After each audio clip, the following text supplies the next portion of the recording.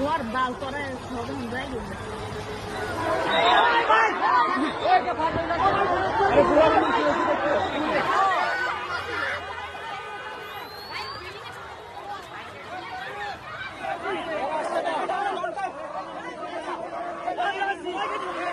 গেটে যাওয়ার সাথে সাথে দেখলাম যে পিছন থেকে কি জানি একটা আসলো,